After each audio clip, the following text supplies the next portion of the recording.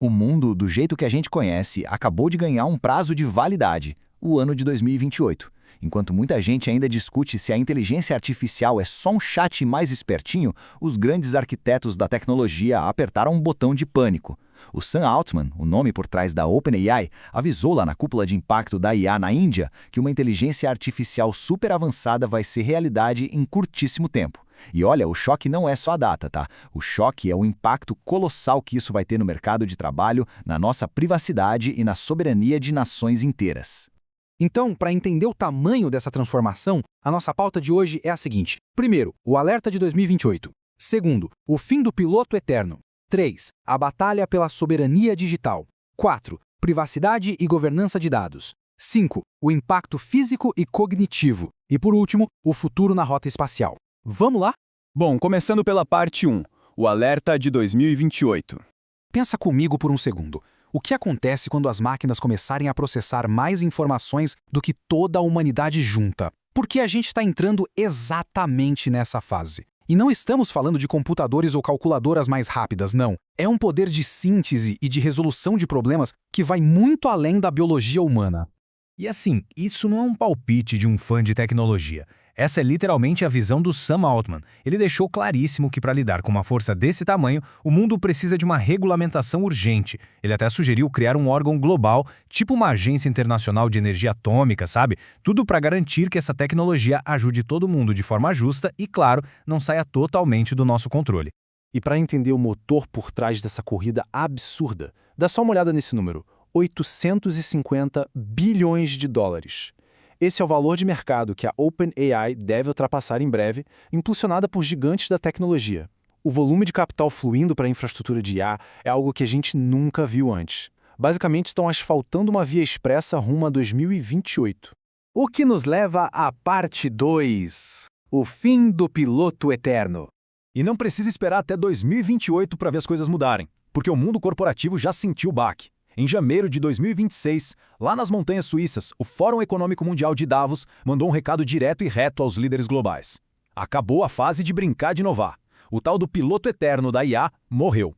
Davos decretou que a gente entrou oficialmente na era da performance.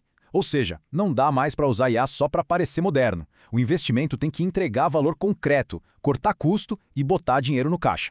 E tem gente grande já ganhando esse jogo. O programa Minds mostrou casos bem reais, como o da KTL, que é uma gigante na fabricação de baterias. Eles colocaram inteligência artificial no setor de pesquisa e desenvolvimento e já estão economizando exatos 140 milhões de dólares por ano. Isso não é jogada de marketing, é redução brutal na veia. Outro caso impressionante vem da farmacêutica Sanofi. Eles conseguiram um retorno sobre investimento de 10 vezes ao usar agentes autônomos. 10 vezes! A regra de sobrevivência corporativa agora é muito clara. Ou você amarra a IA no coração da sua estratégia de negócios, ou a sua empresa está literalmente pagando para se tornar obsoleta. Agora o buraco é mais embaixo na parte 3, a batalha pela soberania digital. O que é realmente interessante é ver como essa revolução corporativa vira uma guerra silenciosa nos bastidores da diplomacia. O Fundo de Cooperação Digital da ONU vem juntando recursos de vários doadores internacionais, como a Alemanha e a Suíça, visando criar uma infraestrutura digital segura. Eles estão correndo contra o tempo para estabelecer um padrão global de governança antes que a tecnologia domine todas as instâncias de poder. E esse é um debate super sensível. Lá no Fórum do BRICS, lideranças trouxeram um alerta muito forte sobre o risco do que chamam de um novo colonialismo digital. A preocupação é que, se meia dúzia de empresas controlar a infraestrutura e os algoritmos, a gente deixa de falar de progresso e começa a falar de dominação. Foi discutido a sério os perigos da desinformação e das armas autônomas. E a pauta central deles agora é defender uma inteligência artificial focada nas pessoas. E como isso atinge o nosso dia a dia? Vamos para a parte 4. Privacidade e governança de dados. Toda essa governança global bate direto na nossa porta. Em 2025, uma decisão histórica do Superior Tribunal de Justiça, aqui no Brasil, reescreveu as regras do jogo. Pela lei de dados normal, se vaza alguma informação, você precisa provar que sofreu algum dano. Mas o STJ decidiu que para os dados do cadastro positivo, o vazamento sem consentimento já gera o chamado dano moral presumido. Ou seja, o simples fato de terem negociado a sua vida digital sem permissão já é motivo para a punição imediata. A lógica mudou completamente. Então, o ponto crucial aqui é o seguinte: Devido ao rigor dessas novas leis, o Brasil alcançou um status de adequação mútua com a União Europeia. Na prática, isso criou o maior polo de transmissão de dados do mundo. A privacidade deixou de ser apenas um direito nosso. Ela virou um dos maiores ativos diplomáticos e econômicos no comércio internacional de hoje. Saindo do mundo jurídico, vamos para a parte 5, o impacto físico e cognitivo. Porque, enquanto os tribunais lidam com leis, a ciência está descobrindo danos bem biológicos. Uma investigação chamada Tox Free Life for All foi analisar o mercado europeu e descobriu algo assustador. 98% dos fones de ouvido testados tinham bisfenol A. E essas substâncias não ficam paradas no plástico. Ftalatas e bisfenóis podem migrar através do suor e ser absorvidos pela nossa pele, bagunçando todo o sistema hormonal com o uso prolongado.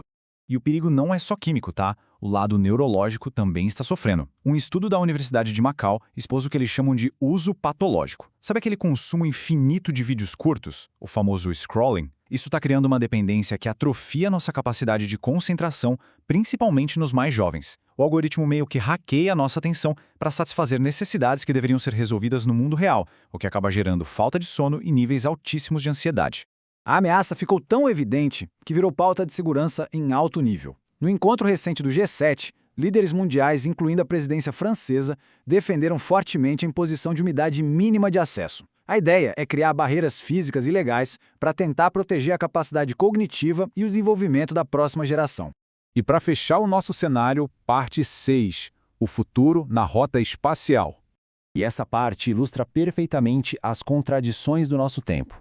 Ao mesmo tempo em que a gente luta contra a dependência de algoritmos e problemas químicos na Terra, a nossa ambição tecnológica continua mirando as estrelas. A humanidade já está de malas prontas para voltar à Lua com a missão Artemis 3 da NASA. E nessa viagem histórica vai de carona o Projeto Selenita, um nanosatélite desenvolvido no Brasil para estudar o Polo Sul lunar. É a tecnologia terrestre servindo como nossos olhos na poeira espacial. Quando a gente coloca todas essas peças numa linha do tempo, a velocidade das coisas é de tirar o fôlego. Tivemos leis revolucionárias de privacidade definidas em 2025. Vimos a era da performance se cobrada das empresas em 2026. E agora, a gente olha para 2028, onde a chegada iminente de uma inteligência artificial super avançada deve acontecer exatamente no mesmo ano em que o ser humano vai pisar de novo na Lua. Tudo acaba se conectando, não é verdade? As leis, a nossa biologia, as estratégias das megacorporações e o nosso fascínio infinito pelo cosmos. Tudo sendo empurrado por esse grande salto tecnológico. O que deixa a gente com aquela reflexão final e inescapável. Com todas as inovações que criamos para controlar, proteger e explorar, será que estamos verdadeiramente preparados para acordar no mundo onde o intelecto humano seja oficialmente a segunda força mais poderosa do planeta? Pensem nisso. E até a próxima análise.